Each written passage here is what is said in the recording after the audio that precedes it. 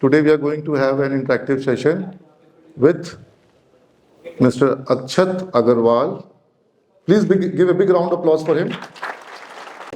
अक्षत ने अभी हाल फिलहाल में ही अपना अंडर ग्रेजुएशन कोर्स पूरा किया और मेरी इससे बातचीत हो रही थी.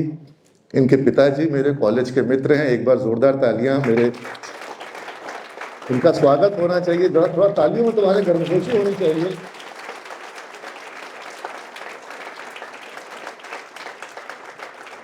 तो मैंने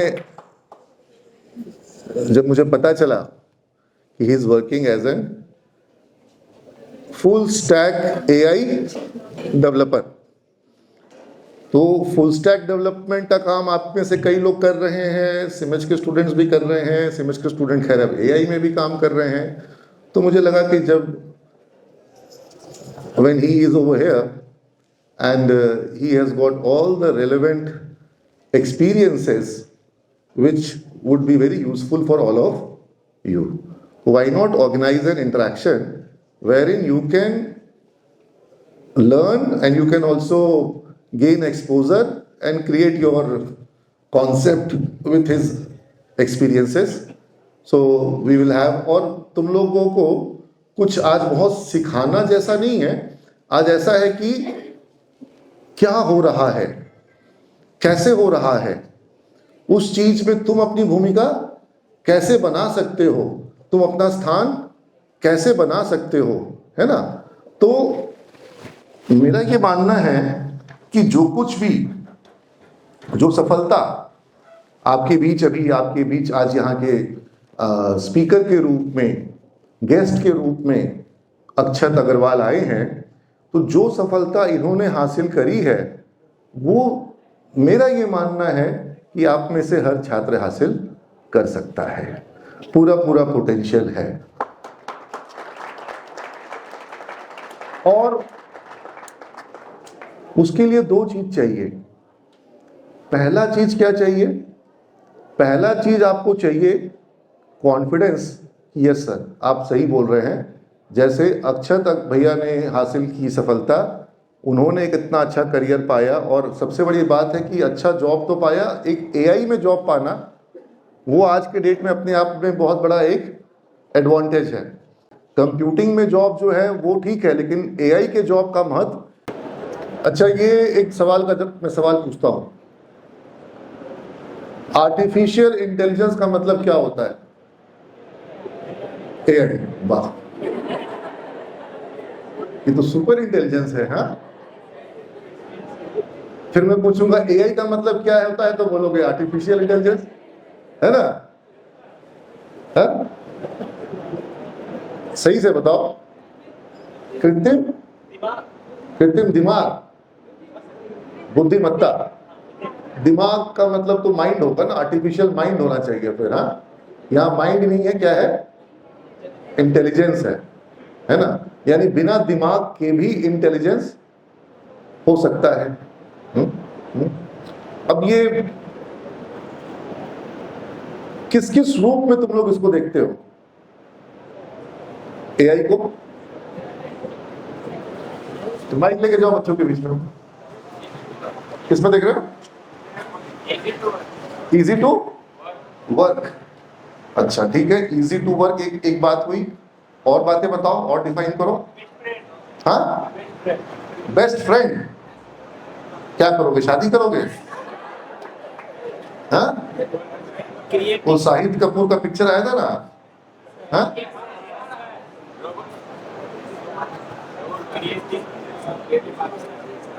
suggestion, creating websites, applications, creating websites, creating applications. तो अगर वेबसाइट और एप्लीकेशन को एआई ही क्रिएट करेगा तो आप लोग क्या क्रिएट करोगे? प्रॉम्प्ट राइटिंग करोगे. तो फिर प्रॉम्प्ट राइटिंग करना है तो फिर सी प्रोग्रामिंग और वीबी और एएसपी और जावा और पीएचपी और जितना तुम लोग सब पढ़ रहे हो, वो सब पढ़ने के लिए प्रॉम्प्ट लिखने के लिए वो सब की जरूरत है क्या? सर वेबसाइट या तुमको प्रोग्रामर बनना है कि क्या कहते हैं वाइब, आजकल वाइब कोडिंग करना है कि वाइब कोडिंग करना है? हाँ, कह सकते हैं सर। वाइब कोडिंग करना है। हाँ, अच्छा।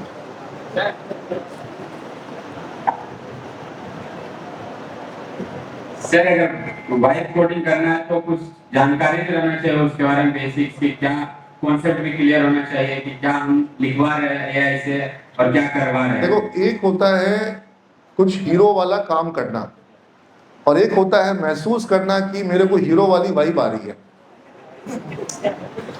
जैसे आपने स्वामी विवेकानंद जी को देखा, मदर टेरेसा को देखा, रतन टाटा को देखा, तो उनके अंदर लीडर वाली वाइब थी कि वो लीडर थे।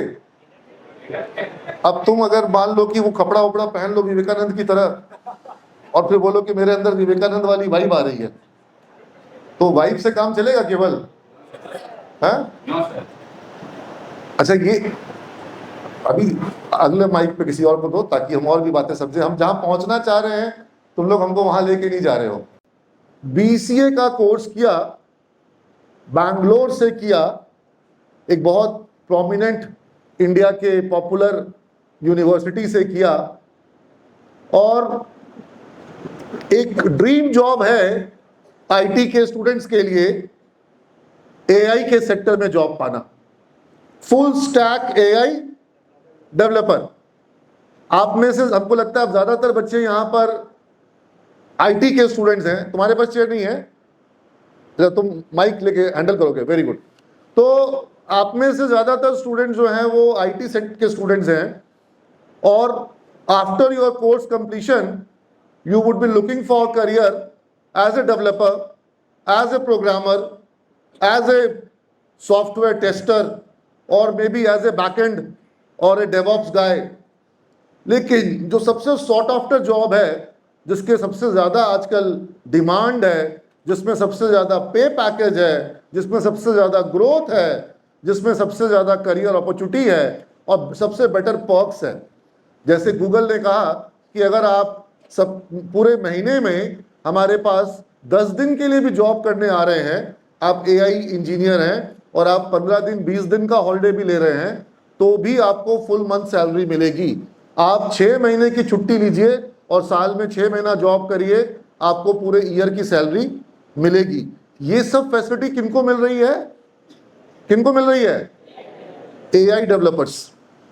मेटा ने एक इंडियन इंजीनियर को हायर किया, some Patel, I am missing the entire, उनका पूरा नाम मैं मिस कर रहा हूं, और पूरे इंडिया में न्यूज बन गया कि एआई डेवलपर को 600 करोड़ का एनुअल पैकेज मेटा ने ऑफर किया। और ये भी सुन रहे हैं कि एआई के कारण क्या होगा, जॉब बढ़ेगा कि जॉब घटेगा? जॉब घटेगा।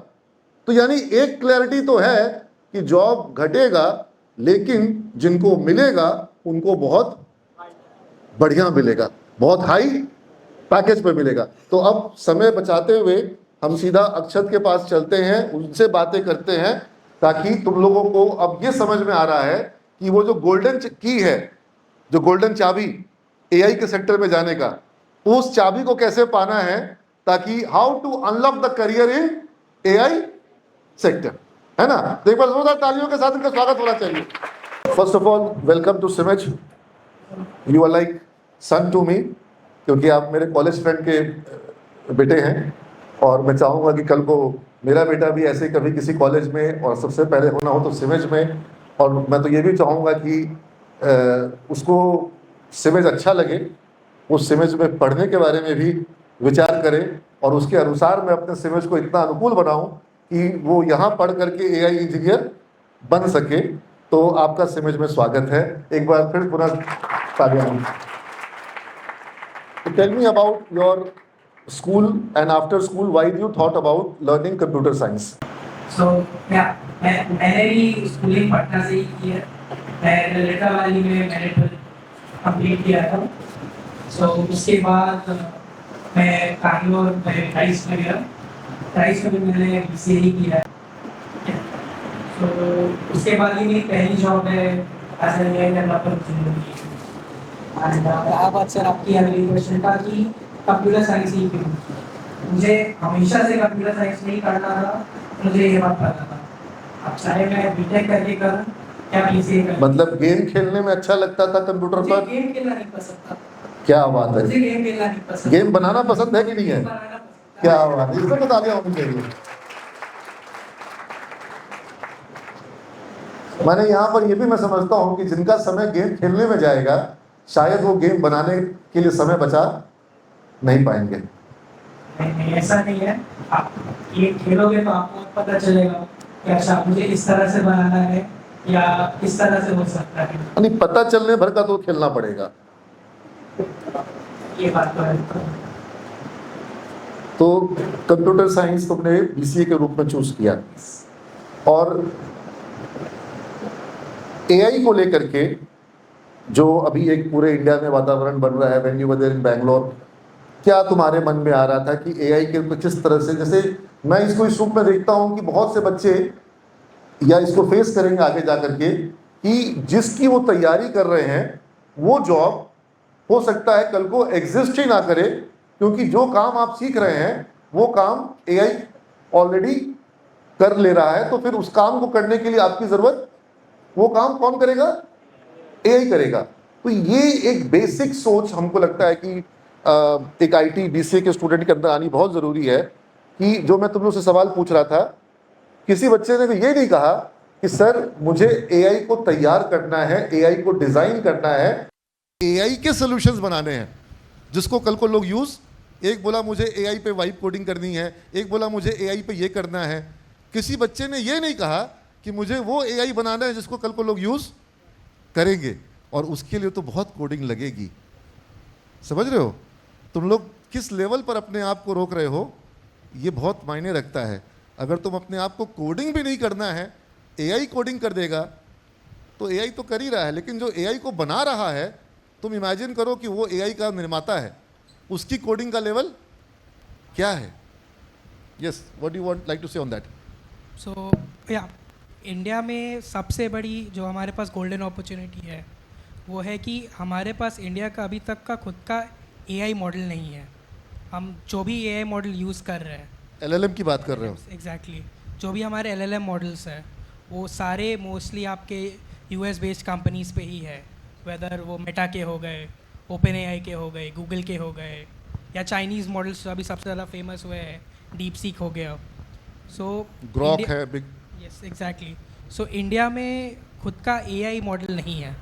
सो अगर हम लोग खुद का मॉडल ट्रेन कर सके, खुद का मॉडल बना सके specifically based on Indian languages, India में इतने सारे रीजनल लैंग्वेजेस हैं, ऐसा कोई मॉडल नहीं है जो हर तरह के लैंग्वेज समझ सकता है।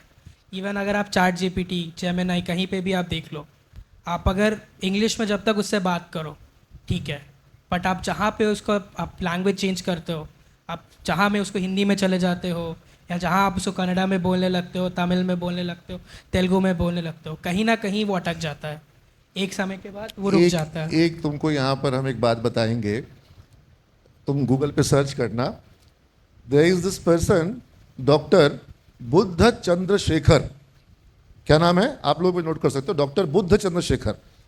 ही is working in prime minister office and he was the vice president in Microsoft corporation US. Microsoft से रिजाइन करके पीएम के कॉल पर कहाँ आए? इंडिया। और जो अभी अक्षत बता रहे हैं कि भारत में वर्नाकुलर लैंग्वेज में, रीजनल लैंग्वेजेस में एआई मॉडल्स, तो उनका अभी प्रोजेक्ट, उनको फंडिंग बहुत दिनों के बाद मिला। मैं उनसे 2-3 बार मिला हूँ और मैंने उनको इनवाइट किया है, उन्होंने मुझे प्रॉमिस किया है कि वो पटना आएंगे। अनुवादिनी करके उनका एक प्लेटफॉर्म उन्होंने बनाया है, बहुत ही ह्यूज प्लेटफॉर्म है, और उसमें 23 इंडियन लैंग्वेजेस, 54 फॉरेन लैंग्वेजेस, और सर्वर अभी उसका इंडिया में है पूरा। चूंकि एलएलएम की बात करी, अक्षत ने करी, LLM is not just about the application part और द सॉफ्टवेयर पार्ट। एलएलएम का सबसे इंपॉर्टेंट पार्ट है सर्वर्स, एग्जैक्टली, क्योंकि उसमें बहुत सारा सर्वर, बहुत सारा डेटा। अभी जैसे मैंने ग्रॉक का एग्जांपल दिया अक्षत को, ग्रॉक से आप कोई भी सवाल पूछते हैं वो जवाब देता है। ग्रॉक के पास सबसे प्राइमरी डेटाबेस में कौन सा डेटाबेस है? एनीबडी? ट्विटर का। इलॉन मस्क का ट्विटर है, वो इतना हैवी है, इतना ह्यूज है, इतना डेटा है, वो सारा का सारा ग्रॉक ने पढ़ रखा है। तो जो कुछ भी ट्विटर पर है ग्रॉक के डेटा में है, उसके बेसिस पे ग्रॉक अपना आंसर दे सकता है। लेकिन ट्विटर पे लैंग्वेज लोगों की क्या है, प्रोफेशनल है कि अनप्रोफेशनल भी है। तो तुम ग्रॉक को गाली बकोगे तो ग्रॉक तुमको पलट के गाली दे देगा, क्योंकि उसको प्रोफेशनल। लेकिन जब सरकार की फाइलें हैं, भारत सरकार की फाइलें, वहां पर भाषा क्या होगी, बिल्कुल प्रोफेशनल होगी, है ना। तो अनुवादिनी ने भारत के सारे हाई कोर्ट्स के सारे जजमेंट्स पढ़े हैं, पूरा कानून पढ़ा है, भारत सरकार के जितने अध्यादेश हैं सारे पढ़े हैं, और उसके अलावा उसको बहुत ह्यूज जो गवर्नमेंट डेटाबेस है वो पूरा का पूरा दिया गया है। और मैंने खुद ट्रायल किया, और इतना सुंदर उसमें हिंदी, मैथिली, और वो पीडीएफ डालो और पूरे के पूरे पीडीएफ को वो आपको दूसरे लैंग्वेज में दे देगा, इमेजेस को चेंज कर देगा, इमेजेस में जो टेक्स्ट लिखा हुआ है उसको चेंज कर देगा, और बिल्कुल कलिष्ट ट्रांसलेशन नहीं करेगा। जिस वर्ड को इंग्लिश में कंटिन्यू करना है उसको वो इंग्लिश में कंटिन्यू करेगा। पीएम का स्पीच जो हिंदी में प्राइम मिनिस्टर दे रहे हैं, उस स्पीच को आप बंगला में सुनना चाहते हो, आप मैथिली है, भोजपुरी नहीं है वहाँ पर, जो हमारी 23 शेड्यूल्ड लैंग्वेजेस हैं इंडिया में, उसमें मैथिली शामिल है, तो वो मैथिली में पीएम के स्पीच को सुन लो। इतना जो गूगल ट्रांसलेशन तुम लोग यूज़ किए हो, गूगल ट्रांसलेशन है ना, वो उसके आगे बिल्कुल बच्चा है, बिल्कुल बच्चा है, बिल्कुल वाहियात ट्रांसलेशन होता है गूगल पर। मैं ऑन कैमरा बोल रहा हूँ, लेकिन अनुवादिनी का ट्रांसलेशन का लेवल बहुत बहुत बहुत बेहतर है। जो हम कहाँ बना है, हमारे भारत में बना है ना। और सबसे लेटेस्ट उन्होंने जो बनाया वो है Samvadini. Now what is Samvadini? Samvadini is the version of WhatsApp. और इसमें सुविधा क्या है कि आप अपना प्राइमरी लैंग्वेज तमिल चूज कर लिए। अब आपको अगर किसी ने इंग्लिश में व्हाट्सएप भेजा, संवादिनी पर मैसेज भेजा, आपको क्या दिखाई पड़ेगा? नहीं, दो लैंग्वेज, एक इंग्लिश और एक Tamil. Do you think it is required और नॉट? हिंदी वाले को अगर कोई आदमी इंग्लिश में भेज रहा है, तमिल में भेज रहा है, चाइनीज में भेज रहा है, उसको हिंदी में भी ट्रांसलेट। This is संवादिनी। अब जरूरत यह है कि ये जो जनता पूरी की पूरी अमेरिका के सॉफ्टवेयर और अमेरिका के एप्लीकेशन पर, पूरे अमेरिका के सर्वर पर सब डेटा हमारा जा रहा है। किसी दिन ट्रम्प के संग मोदी जी का ज्यादा झगड़ा हो गया, ऑलरेडी थोड़ा बहुत चालू है, ठीक है। तो अगर अमेरिका के पास सबसे, हम लोग क्या बोलते हैं, हम लोग बोलते हैं कि हम उसका बर्गर नहीं खाएंगे, हम लोग पेप्सी नहीं पिएंगे, अमेरिकन कंपनी का हवा टाइट कर देंगे। तो बर्गर और पेप्सी नहीं पिएंगे तो अमेरिकन कंपनी का हवा टाइट हो जाएगा? नहीं। उसका सबसे बड़ी कंपनियां जो हमारे पे कब्जा कर ली है कौन सी है? गूगल, मेटा और ये ट्विटर, है ना। क्या हम इनको हटा पाएंगे अपने यहां से? ये सबसे बड़ा हमको, और इस पर काम हो रहा है। संवादिनी, अनुवादिनी, तुम लोग सब जाके देखना। अभी अनुवादिनी पब्लिक के लिए फ्री नहीं किया गया, क्योंकि एज ऑफ नाउ उन्होंने जो रिक्वेशन भेजा है वो 550 करोड़ का है। उनको जितने सर्वर्स लगाने होंगे, जितना डेटा सेंटर लगाना होगा, तब तुम लोग जो लोड डालोगे वो लोड मैं दिन का 5 पन्ना उसमें ट्रांसलेट करा सकता हूं, क्योंकि मेरे पास जो प्रोफेसर लाइसेंस है उसमें पर डे 5 पेज का, उसके बाद पर पेज 600 रुपए का कॉस्ट। तो वो तो कोई पे 600 रुपया पन्ना का कॉस्ट तो पे करना पॉसिबल। लेकिन चूंकि वो क्यों लगा रखे हैं, बोले पाकिस्तान से लोग यूज करने लग गए थे, बीच में एक बार फ्री किए थे, और उसमें पश्तो लैंग्वेज और सऊदी अरबिया की जो सब भाषा में वो ट्रांसलेट कर देता है।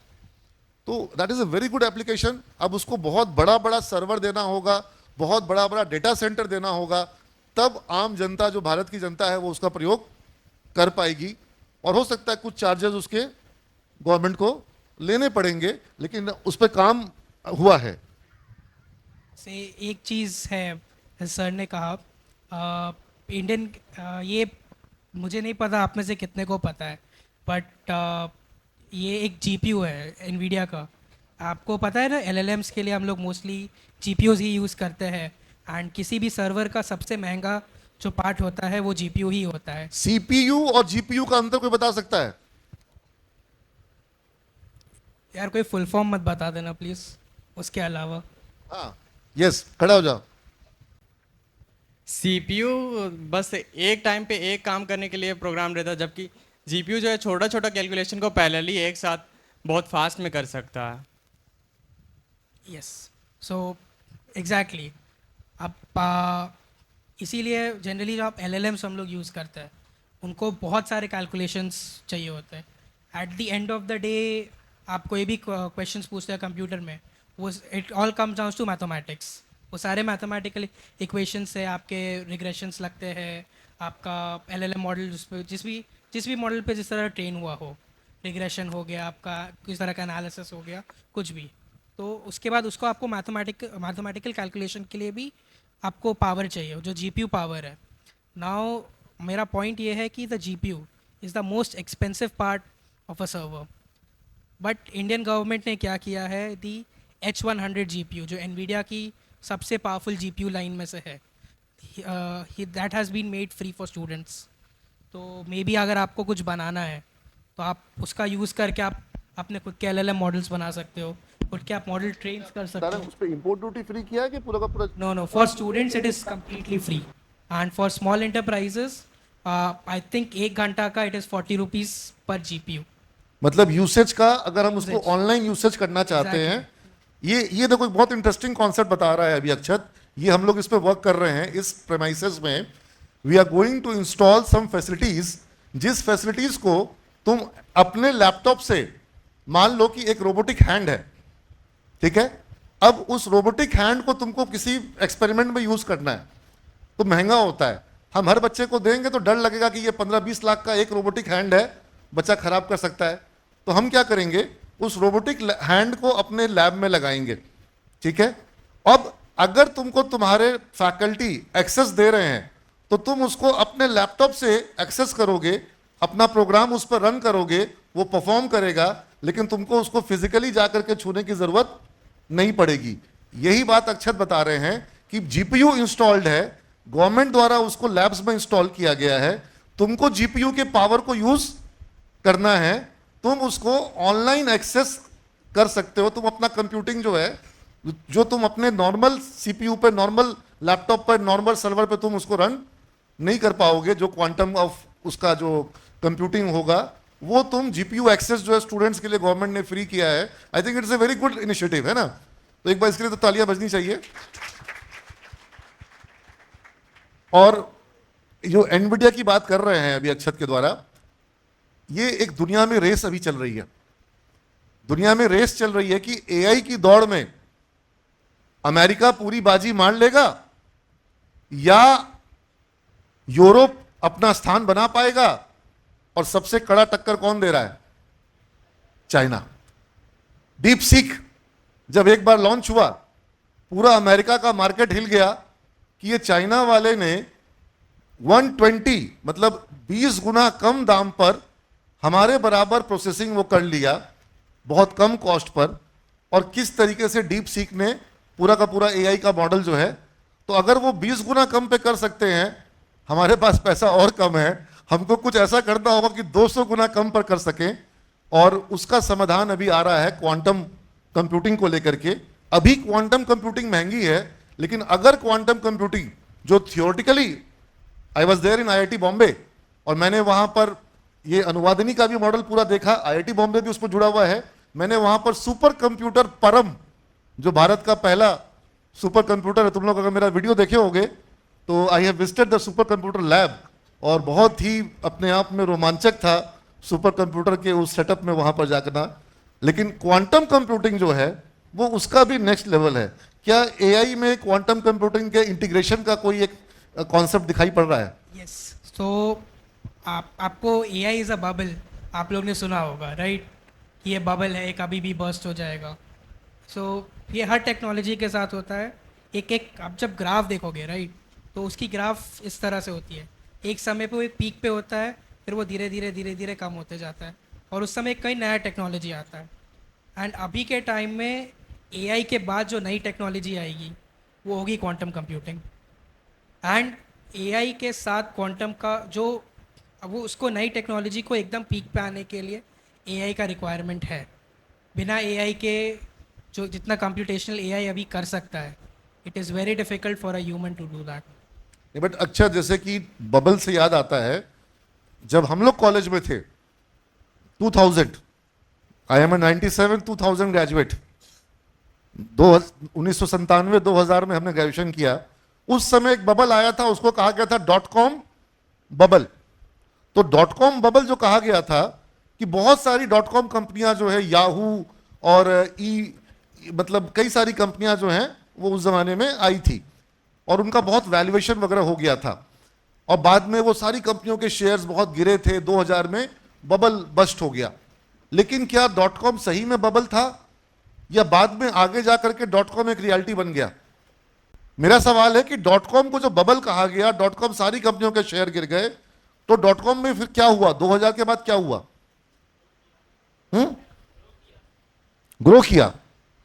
हाँ, ग्रो किया। आज .com एक रियलिटी बन गई है।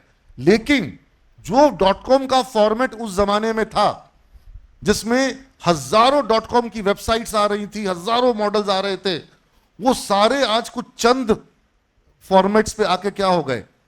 वो कंसोलिडेट हो गए। यानी शॉपिंग के लिए अमेजन आ गया, ईबे आ गया। ईबे तो खैर उस समय भी था और ईबे आज भी है, लेकिन और सारा का सारा मेल वगैरह जो था, वो बहुत सारे मेल के वेबसाइट्स थे। आप मेल का कितना मेन वेबसाइट कौन सा लोग यूज करते हो? जीमेल। सर्च इंजन बहुत सारे थे, अल्टा विस्टा, अमेरिका ऑनलाइन .com, बहुत सारे सर्च इंजन थे। आज कौन सा सर्च इंजन यूज कर रहे हो? गूगल। और अब तो गूगल को भी चुनौती हो रही है जेमिनी से। उसके अपने जेमिनी से कह लो या जीपीटी से कह लो, चैट जीपीटी से कह लो, या और जो दूसरे दूसरे एआई मॉडल्स हैं। अब लोग बहुत चीजों के लिए गूगल नहीं कर रहे हैं, एआई से सवाल पूछ रहे हैं। तो उस जमाने में जब .com आया था, वो एक अलग फॉर्मेट में था। बूम आया, बूम के बाद बबल हुआ, बस्ट हुआ। अभी वही सेम पैटर्न दिखाई पड़ रहा है एआई में। हर चीज में एआई, और हर तरह की एआई कंपनी आ रही है, बहुत वैल्यूएशन हो रहा है और मॉडल्स आ रहे हैं। और हमको लग रहा है कि यहां पर भी एक वो फॉर्मेट रिपीट होगा, कुछ मॉडल बस्ट होंगे, कहा जाएगा कि एआई का बबल खत्म हो गया। लेकिन जैसे .com बाद में और मजबूती से आया और बड़े बड़े कंपनियां आ गई, वैसे ही एआई और मजबूती से आएगा और कुछ लार्ज कॉर्पोरेशन आएंगे। और मेरा यहां पर चिंता यह है कि हमने अगर गूगल, फेसबुक जब बन रहा था, जब व्हाट्सएप बन रहा था, हम उस रेस को मिस कर गए। हमने अपने फॉर्मेट नहीं बनाए। आज एआई के फॉर्मेशन का दौर है। अगर हम ये एआई का बस भी मिस कर जाएंगे तो हम अमेरिकन बस पे चढ़ेंगे। तो ये एक मौका है, ये भी एक अवसर है। हमारा टैलेंट कहीं कोई कमी नहीं है। सर्वर और डेटा ये सब में थोड़ी दिक्कत आ सकती है। और वो दिक्कत क्यों आएगी? क्योंकि एआई जो है उसको चलाने के लिए क्या लगता है? सबसे इंपॉर्टेंट रिसोर्स जिसके लिए दुनिया में लड़ाई छिड़ गई है अभी, हाँ, नॉट जीपीयू। जीपीयू तो एनवीडिया लीड ले लिया है।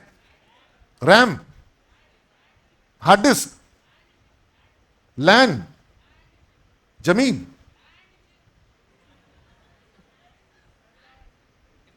मैं सुन नहीं पा रहा हूं, आवाज साफ से नहीं आ रही। NAND chip. कौन chip? NAND chip. Silicon chips? No.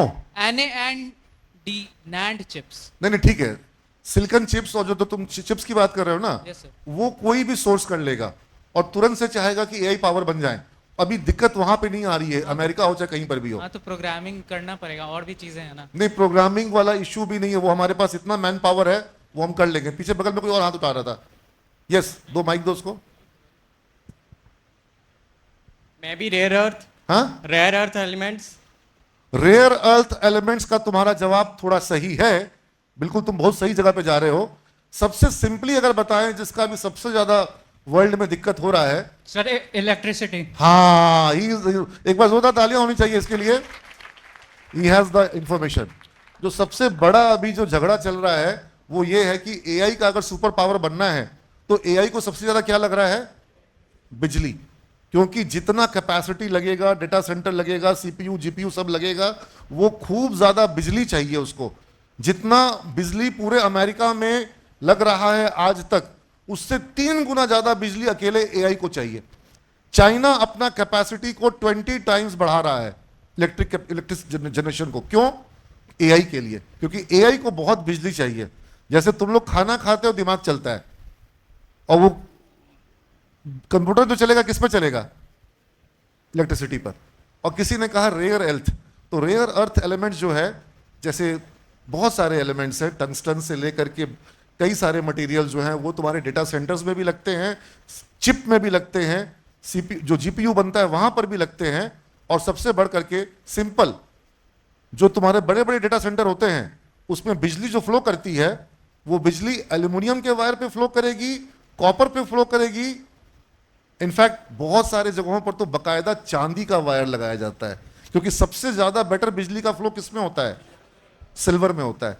तुम लोगों को पता होगा सिल्वर का दाम जो है वो कुछ दिनों पहले 70-80 हज़ार रुपए किलो था, और अभी शायद वो नहीं बेटा 1-2 लाख नहीं है, 3,60,000 3,80,000 रुपए किलो का भाव है, जो एक साल पहले चांदी 70-80 हज़ार रुपए की थी। ठीक है, तो ये चांदी में आग क्यों लग गई? उसका बहुत कारण होगा। एक कारण क्या है? एआई। एआई वालों को चांदी चाहिए, जो इलेक्ट्रिक व्हीकल है उसको क्या चाहिए? चांदी चाहिए। सोलर जो है उसको भी चांदी चाहिए, और भी बहुत कारण है, वो किसी और क्लास में होगा। लेकिन रेयर अर्थ किसी ने बोला, तो वो रेयर अर्थ भी सही जवाब था, और इलेक्ट्रिसिटी जो बोला वो बिल्कुल सही जवाब था। ऑब्वियसली जिसने चिप की बात कही थी, लगता तो चिप भी लगेगा, प्रोग्रामिंग भी लगेगा, कोड भी लगेगा, प्लेटफॉर्म भी बनेगा, लेकिन जो मास लेवल पे अभी जो रिक्वायरमेंट है वो है हाँ इलेक्ट्रिसिटी की।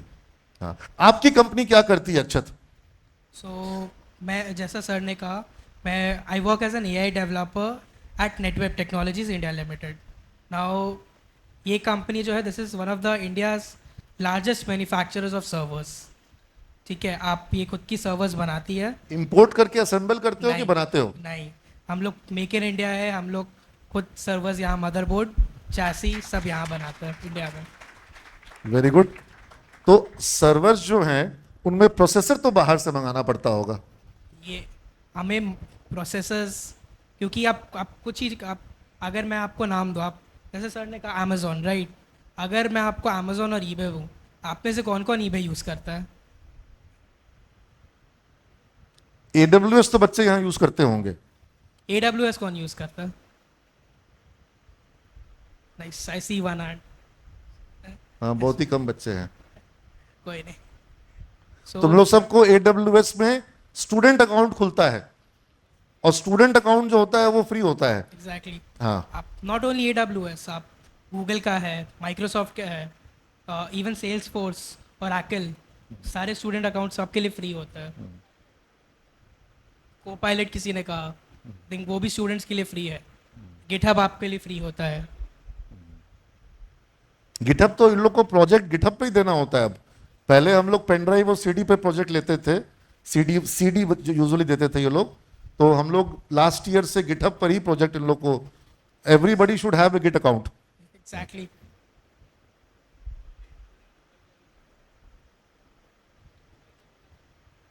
हाँ, जेमिनी भी स्टूडेंट्स के लिए फ्री है।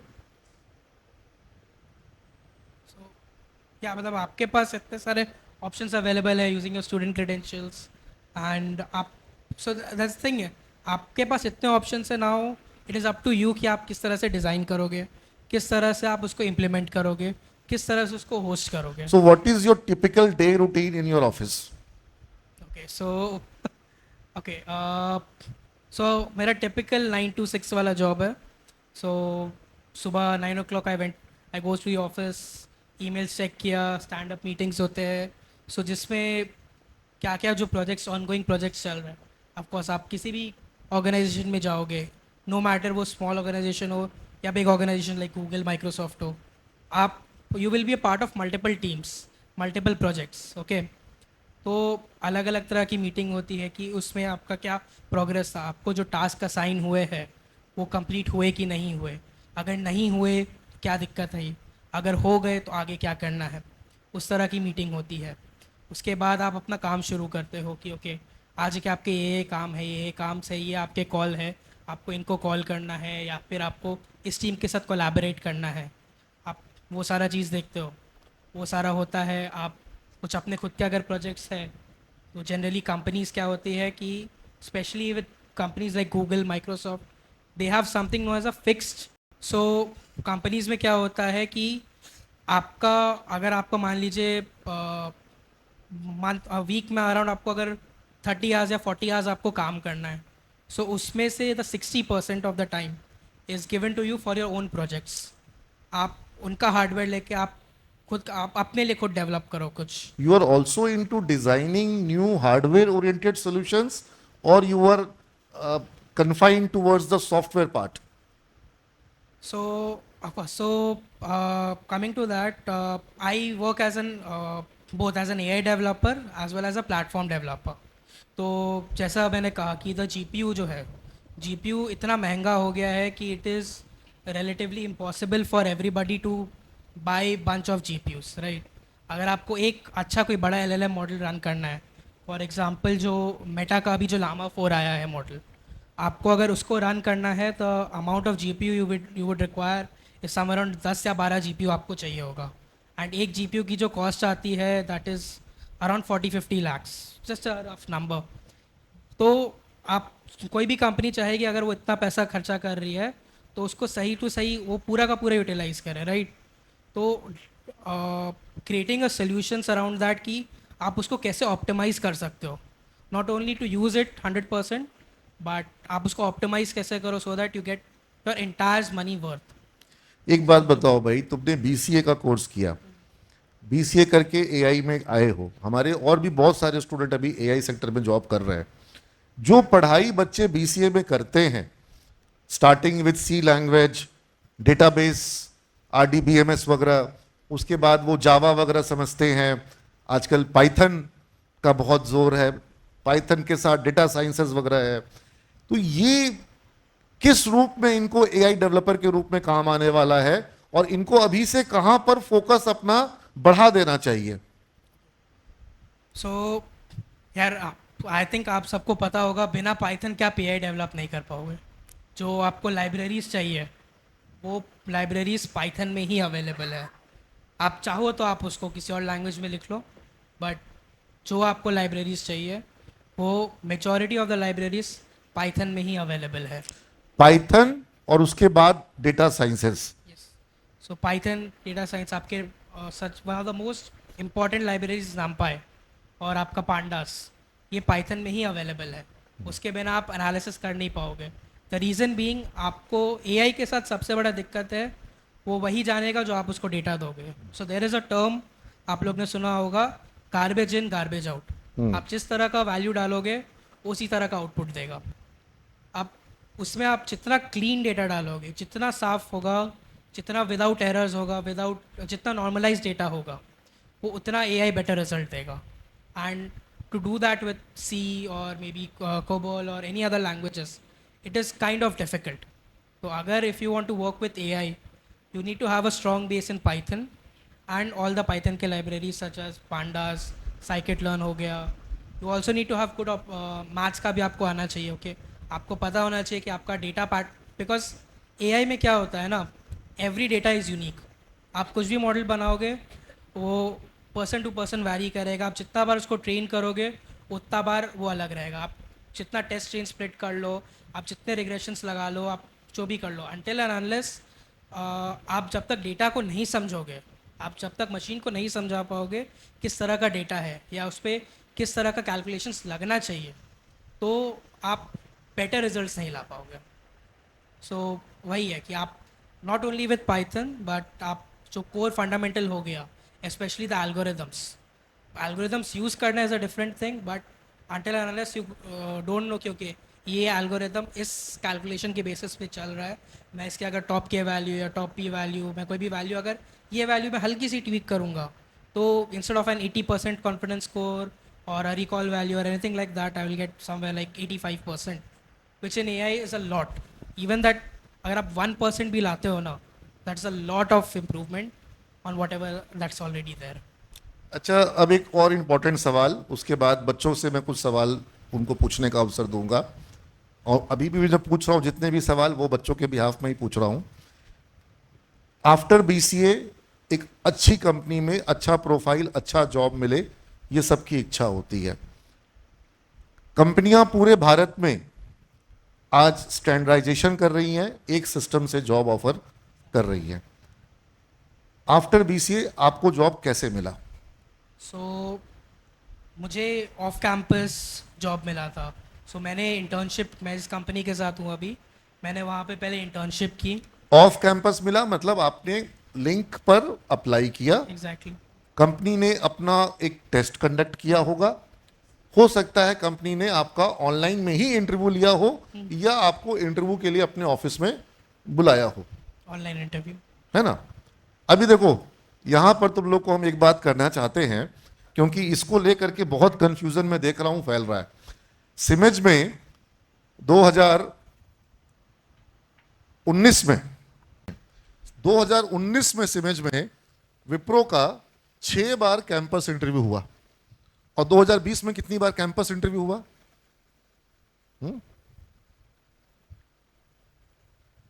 2020 में क्या हुआ? कोविड आ गया। कोविड में कंपनियां हायरिंग बंद कर दी, ऐसा हुआ। आईटी कंपनियों का हायरिंग ज़्यादा हो गया था। ज्यादा हो गया, बढ़ गया, आईटी में बूम आ गया, सैलरी लोगों का डबल ट्रिपल 4 टाइम्स, 5 लाख वाले का 25 लाख हो गया। हमको सब केसेस बच्चे लोग का पता है, बहुत सारे स्टूडेंट्स का मेरे। लेकिन हायरिंग भी बढ़ गया, लेकिन फॉर्मेट क्या हुआ? नया आया। विप्रो ने वेस विस्टा था उसको बंद करके WILP शुरू किया, ऑनलाइन। TCS online. तुम लोग देखोगे कि हर साल टीसीएस के एचआर आ रहे हैं, विप्रो के एचआर आ रहे हैं। 2020 के बाद से एचआर आते भी हैं तो सिर्फ वो आते हैं भाषण देने के लिए। तुम लोग को मिलेगा Wipro campus connect, TCS drive के पहले आके बता रहे हैं। ये भी हमारा पास आउट स्टूडेंट है, इसके समय भी विप्रो के एचआर लोग आए थे। खाली क्या के लिए आए थे? हाँ, खाली कि इनरोल करो। मेरे पास बच्चे लिंक भेजते हैं, मैं तुम लोग को लिंक भेजता हूं, तुम लोग को लिंक भेजता हूं ग्रुप में।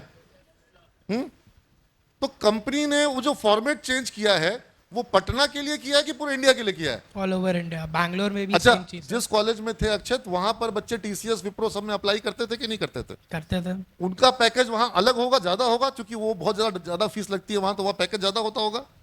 माने मुझे नहीं टीसीएस का पैकेज पूरे इंडिया में सेम सेम है, विप्रो का पैकेज सेम है, कॉग्निजेंट का सेम है। हमारे यहाँ विप्रो टीसीएस का 1 साल भी डॉट ईयर नहीं हुआ। कॉग्निजेंट एसेंचर शुरू ही हुआ कोविड के बाद। पहले क्या था, बच्चे गए विप्रो में टीसीएस में, और वहां से वो लोग को फिर कल को स्विच कर गए, एसेंचर में चले गए, कॉग्निजेंट में चले गए, आईबीएम में चले गए, डेलॉइट में चले गए, सब हुआ।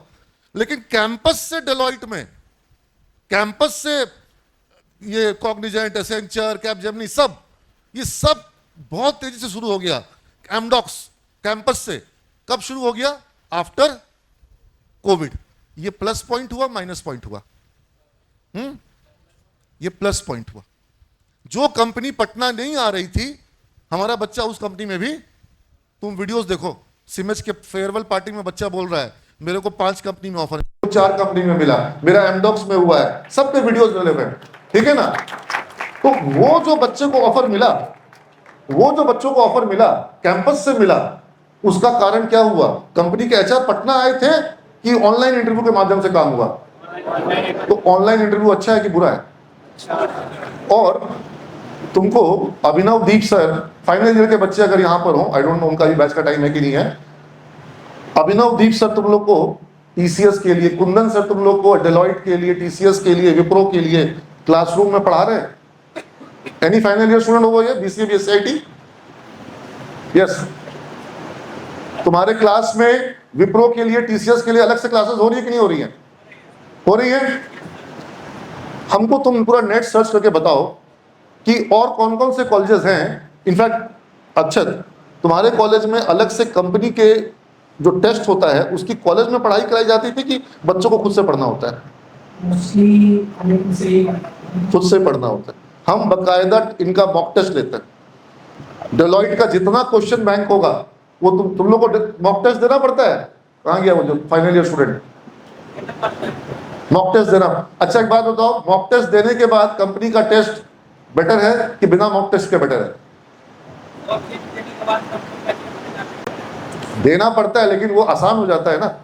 जब हमने 4-5 बार टेस्ट दे दिया और हमको पता है कि क्या क्या सवाल आएगा, मान लो प्रोबेबिलिटी का आएगा, इसका आएगा, उस डीआई का आएगा, डेटा इंटीग्रेशन आएगा, सब हमने पहले ही सॉल्व किया मॉक टेस्ट में। अब जब कंपनी के टेस्ट में बैठ रहे हैं तो मेरा 2-3 चीज, एक्यूरेसी बढ़ेगा और स्पीड बढ़ेगा। समझ रहे बात को? वो जो दिल धड़कता है वो थोड़ा कम धड़केगा, क्योंकि समय उसमें मॉक टेस्ट, उसमें एक्चुअल टेस्ट में क्या होता है, घड़ी चलता रहता है, इतना समय में इतना सवाल का जवाब देना है, ठीक है। तो अब हमको कोई बोला कि आप पूरे साल में एक भी आईटी की कंपनी नहीं आई, तो अब तुमको लगता है कि मैं विप्रो को प्रोसेस चेंज करवा दूंगा पूरे इंडिया में कि सर सीमेंस के बच्चों के लिए आप सर बंद कर दीजिए ऑनलाइन टेस्ट और आप एचआर जो है वो यहाँ आके करिए। वो उनका प्रोसेस पूरे इंडिया के लिए हो गया है, वो बैंगलोर के लिए हो गया, पुणे के लिए हो गया, तो क्या पटना के लिए बदल जाएगा? तो what is this? I am listening, मेरे को ये बार बार सुनने को मिल रहा है। क्या पिछले साल हमारे बच्चों को विप्रो में जॉब मिला है कि नहीं मिला है? बहुत बच्चों को मिला है। ऑफर लेटर्स सबका डलवा दे, उचित नहीं होगा। लेकिन एक काम करता हूं, यहां पर मुरली सर है ना, मुरली सर पूजा मैम से सारा ऑफर लेटर का फाइल ले लीजिए। समझ रहे बात को? 2025 का, 2025 के बच्चों का ऑफर लेटर का फाइल ले लीजिए। कॉग्निजेंट का ऑफर लेटर है, टीसीएस का है, विप्रो का है, आईटी की बात कर रहे हैं। 317 लोग तो टीसीएस हमारे यहां से ले गई थी मैनेजमेंट वालों को। आईटी वाले के 200 से ऊपर बच्चे हैं आईटी वालों को, लेकिन टीसीएस ने कोलकाता में बुलाया लास्ट ईयर, कोलकाता में उनका इंटरव्यू हुआ। जब इस बार भी प्रॉब्लम हुआ, 28 तारीख को कंपनी इंटरव्यू करना चाह रही थी आज, और आज कर भी रही है, टीसीएस टेस्ट ले रही है। हमने उस वक्त जब बात करी तो हुआ कि 28 तारीख को एग्जाम था, 28 को एग्जाम था यूनिवर्सिटी का, पहले था ना, तो हमने कहा कि 28 को यूनिवर्सिटी एग्जाम है, आप थोड़ा पहले या थोड़ा बात कर लीजिए। तो उनका बोला कि ऑलरेडी वो डेट अलॉटेड है, जो कंपनी एग्जाम लेती है, तो वो कहीं और एग्जाम ले रहे हैं आज। बोले आपके यहाँ पर हम आपके एग्जाम के बाद ले लेंगे। अब एग्जाम का डेट बढ़ गया है, तो हमने नया डेट भेजा है कि इसके पहले या इसके बाद, क्योंकि एग्जाम के वक्त मत करिए, बच्चा एग्जाम देगा कि आपका टेस्ट देगा, ठीक है। लेकिन off campus is the new reality which is not against us, which is in our favour, which is in our favour. और पिछले साल 3 बच्चों को डेलॉइट में ऑफर मिला। अभी डेलॉइट का सब लोग को फॉर्म भरने के लिए, फाइनल ईयर के बच्चे तो यहाँ पे है नहीं, मैं आज मुझे लगता है कि शायद टीसीएस के टेस्ट में गए होंगे। तो तुम लोग तो सेकेंड ईयर में हो, तुम लोग को भी बात समझ में आनी चाहिए। एक ग्रुप बनाया गया, सीमेंट जॉब वैकेंसी डिटेल, हो उस ग्रुप में। अब तुम बोलोगे फर्स्ट ईयर का बच्चा जॉब वैकेंसी देके क्या करेगा? अच्छा, आई बिलीव फर्स्ट ईयर से ही इनको जॉब वैकेंसी देखना चाहिए। हाँ, पता रहेगा कि आखिर इंडस्ट्री चाह क्या रही है। इंटरव्यू तो अभी तैयारी नहीं होगा तो डिमोरलाइज हो जाएगा, लेकिन कम से कम इंडस्ट्री में चल क्या रहा है, वैकेंसी आ किस चीज की रही है, और उसमें पूरा डिटेल है किस चीज की वैकेंसी आ रही है, जॉब डिस्क्रिप्शन क्या है, कंपनी क्या डिमांड कर रही है, ये सब पढ़ो। इससे तुम्हारा माइंडसेट तैयार होगा कि किधर में डिमांड है। आज जो ये तुम्हारे बीच इंटरेक्शन हुआ, तुमको ये समझ में आया कि भारत में कंपनी सर्वर बना रही है, और वो कंपनी ऑफ कैंपस में बीसीए के स्टूडेंट को किस पोस्ट के लिए ले रही है? Full stack AI developer. तो तुम्हारा दिमाग तो अब चलने लग गया कि अपने लोग भी इसके लिए अप्लाई कर सकते हैं। भाई कोई भी बीसीए कर सकता है, ठीक है। जो प्रोसेस तुमने फॉलो किया अक्षत, वो प्रोसेस ये लोग भी फॉलो कर सकते हैं। यहां आ जाओ, माइक लेकर के आ जाओ। उस प्रोसेस में इनको कैसे क्या करना होगा बता दो। अभी सेकेंड ईयर में मैक्सिमम बच्चे यहाँ पर हैं, या कुछ फर्स्ट ईयर वाले हैं, ज्यादा फर्स्ट ईयर वाले होंगे। अभी से फॉलो करोगे तो हमको लगता है कि 2027 या 2028 जब आप पास आउट करोगे तो हो सकता है एआई डेवलपर आप भी बन सको। बताइए। तो एक चीज मेरा मानना है कि आपका आपकी जो डिग्री है वो एज अ मार्केट में उतनी फर्क नहीं पड़ती कि आपने बीसीए किया हुआ है या बीटेक किया हुआ है। अब तो एसेंचर जो है वो नॉन आईटी वालों को भी लेने अलाउ कर दिया है। एग्जैक्टली, आपके स्किल्स पे डिपेंड करता है, आपके क्या स्किल्स है एंड आप उसको कैसे पोर्ट्रे करते हो। सबसे बड़ा एडवांटेज इज प्रोजेक्ट्स।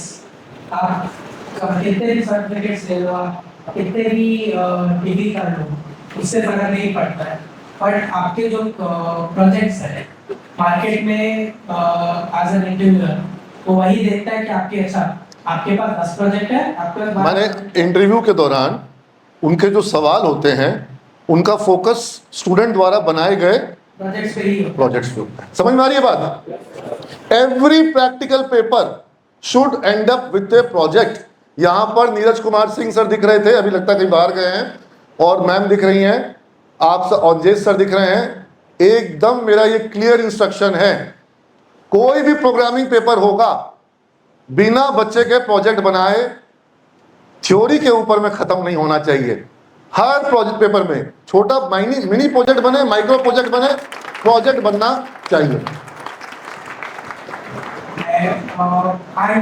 ऐसा नहीं होता है कि जब इंटरव्यू देते हो कि कोई भी इंटरव्यू से एकदम हाई लेवल क्वेश्चन पूछ रहा है, क्योंकि चैट जीपीटी कैसे बना हुआ है इसका ये एक्सप्लेन करो, वो बहुत बेसिक क्वेश्चन पूछते हैं। मैं ये पूरे दावे के साथ इसलिए कह सकता हूँ क्योंकि मैंने भी खुद इंटरव्यूज लिए हैं ऐसा, एंड 4-4, 5-5, 6 साल एक्सपीरियंस वालों का भी इंटरव्यू दिया हुआ है। एंड दी ओनली थिंग वो रिजेक्ट होते हैं कि उनका है कि उनके जो बेसिक्स हैं, बेसिक क्वेश्चंस जनरली भी उनको नहीं पता होता।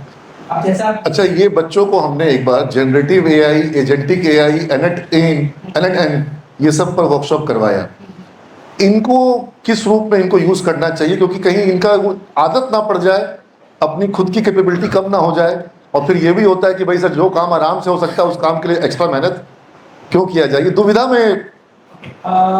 स्टार्टिंग में सर ने क्वेश्चन पूछा था कि एआई क्या होता है, एंड किसी ने आंसर दिया था कि आप उसे कोड करा लो, वाइट कोडिंग करा लो, राइट।